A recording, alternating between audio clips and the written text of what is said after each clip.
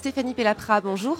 Bonjour Valérie. Donc vous êtes la créatrice de Restopolitane. Alors c'est un site de réservation en ligne de restaurants. On va parler un petit peu de gourmandise et une offre de fidélité aussi. Vous avez créé cette entreprise en 2007. Donc elle a déjà pas mal d'années derrière elle et pas mal d'aventures qu'on pourra raconter. Comment vous avez eu l'idée de créer Restopolitane ? Alors je pense que dès le départ, j'avais quoi qu'il en soit une vraie velléité à devenir entrepreneur. L'idée est venue, mes grands-parents étaient restaurateurs aveyronais, donc c'est un secteur qui me tenait clairement à cœur. Et on s'est rendu compte qu'il fallait quelques outils pour que les restaurateurs puissent rentrer dans l'ère du numérique. Donc au début, quand on a créé Restopolitane, en effet, en décembre 2006, l'idée était de proposer aux restaurateurs un logiciel de gestion de réservation pour pouvoir permettre la réservation en ligne de leurs établissements. Alors, vous avez connu des débuts pas forcément complètement faciles. Donc, il y a toutes les étapes que traverse une jeune entreprise.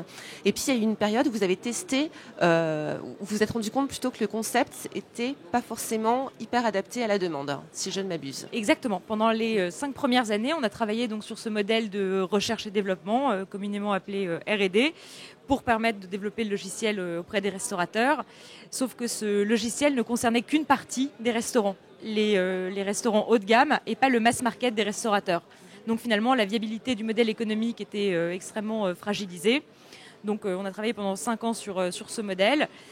On a persévéré, c'est comme de dire à une maman que voilà, il faut lâcher son enfant, c'est quasiment possible. Pour un entrepreneur, c'est presque la même perception. Et force était de constater au bout de 5 ans que c'était en fait 2 options qui s'offraient à nous. La première, déposer le bilan, puisqu'on avait tout simplement plus d'argent. Ou la deuxième, essayer de faire comme un phénix et de renaître de nos cendres pour trouver un nouveau produit.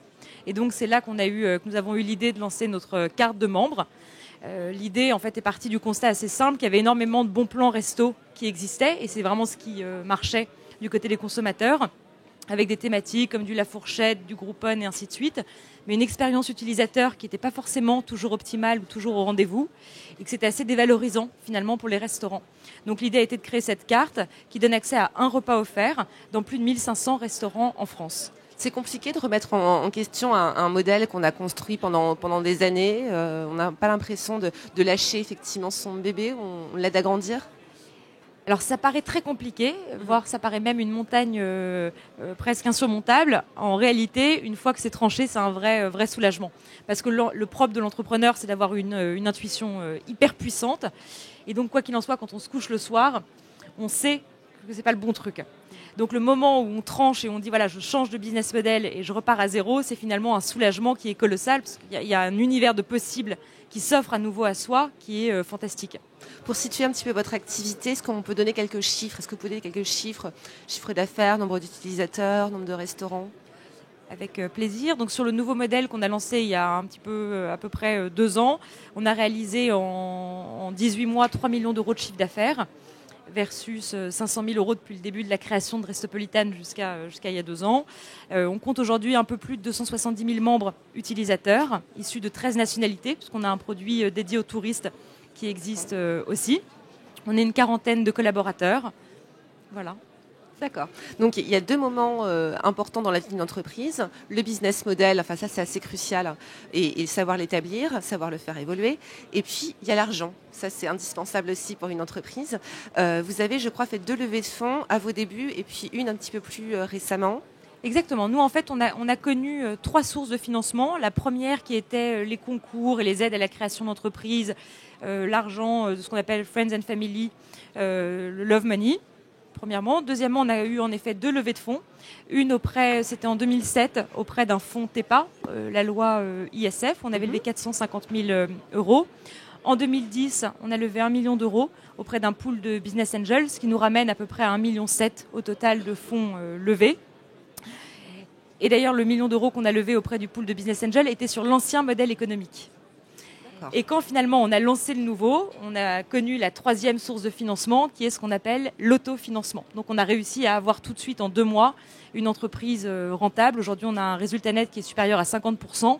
Et donc ce qui permet d'une part de financer son quotidien, ce qu'on appelle son BFR, de continuer à se développer et d'investir parce que les banques sont forcément beaucoup plus enclines à vous suivre quand vous avez des fonds propres positifs. Parmi vos investisseurs, il y a des noms très, très connus du monde de l'entreprise. Jacques-Antoine Grosjean, je crois, Xavier Niel, Marc Simoncini. Comment est-ce qu'on fait quand on est une jeune entreprise pour les convaincre, j'allais dire pour les séduire? Alors la question plus que d'être quand on est une jeune entreprise, c'est plus quel entrepreneur ils peuvent avoir en phase 2. Je pense que rarement ils investissent uniquement sur une entreprise. En fait, ça concept, va ou être sur un produit où ils sentent qu'il y a un vrai marché, ou sur un entrepreneur. Et quoi qu'il en soit, l'entrepreneur est indispensable pour faire exploser un produit. Donc, je pense que c'est vraiment finalement une histoire d'homme, l'intuition qu'ils peuvent avoir, et c'est ce qui, à mon sens, a été déclencheur dans leur investissement. Dernière question, qu'est-ce que ça vous apporte au-delà de l'argent d'avoir ces personnes auprès de votre entreprise qui vous soutiennent? Je dirais la première chose, c'est de savoir, c'est très psychologique, mais finalement la psychologie de l'entrepreneur fait quasiment tout, de savoir qu'on est backupé, de savoir qu'ils sont là, qu'ils peuvent soutenir, qu'ils croient dans le projet. C'est fondamental, c'est quasiment 50% du moral de l'entrepreneur qui est en jeu. Et ensuite, après, c'est essentiellement regarder aussi leur méthode de travail, voir comment eux fonctionnent, comment eux bossent, quelles relations eux ont avec leurs collaborateurs, quelle vision ils ont du monde économique, etc. Qui fait que c'est tout simplement hyper inspirant. Et c'est ça le vrai atout que j'ai pu trouver dans ces investisseurs. Merci beaucoup Stéphanie pour votre témoignage. Merci à vous Valérie.